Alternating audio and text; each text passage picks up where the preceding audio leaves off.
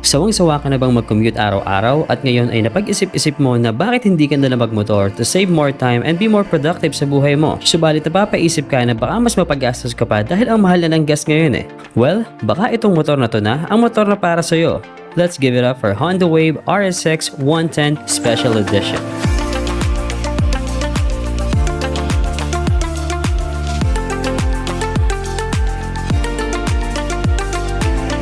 Alam ko naman na hindi na bago sa pandinig natin si Honda Wave. Ilang dekada na yung tumatakbo sa mga lansangan natin eh. But wait, we get a new Honda Wave this time. Special edition nga eh. At dahil sa sobrang special na itong motor na to, bibihira mo pa lang siyang makita sa mga dealerships ngayon. Pero buti na lang available na to sa THM Bukawi branch. Check this out. Makina niya ay naka-air-cooled 109cc single-cylinder engine, 4-stroke 2-valve single overhead cam, naka 4-speed semi-automatic rotary transmission at fuel-injected na.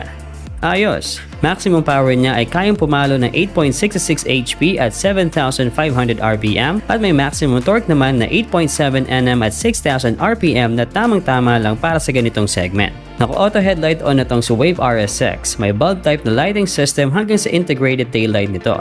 Analog type naman ang kanyang gauge na kung saan makikita ang kanyang speedometer, odometer, fuel gauge at iba pang mga indicators niya. Naka-shutter key system na din ito, merong electric and kickstarter at ang trademark ng RSX series ang kanyang chain cover. That is something na wala sa mga counterparts niya if you would notice. Sa gulong naman niya, ito ay naka-tube type na 17 inches on a spoke rim setup.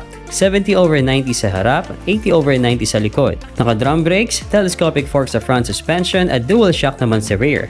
Seat height niya is 760mm lang na swak para sa average height nating mga Pilipino. May magaang timbang na 97 kg, 4 liters sa tangke at may average fuel consumption na 69.6 km per liter. Sobrang tipid niyan. Gaano katipid? Just imagine kaya mong bumiyahe mula Antipolo hanggang Baguio sa isang full tank lang kay Wave RSX. Sobrang solid nun.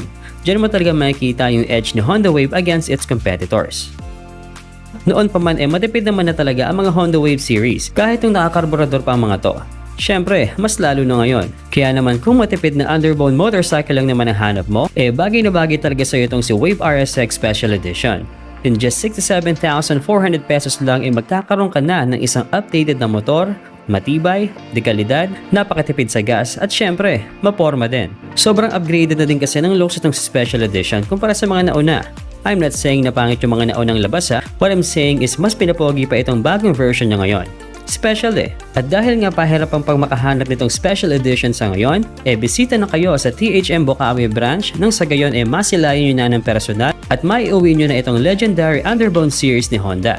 Napaka-accessible ang showroom nila dito. Malawak yung area at punong-puno ng mga units. May maayos na parking area, may service center at very accommodating pa ng mga staff. THM yan eh. Ilang dekada na ang Tres Hermanas Motors pagdating sa ganitong industriya. Kaya naman well-trusted talaga ang serbisyo nila.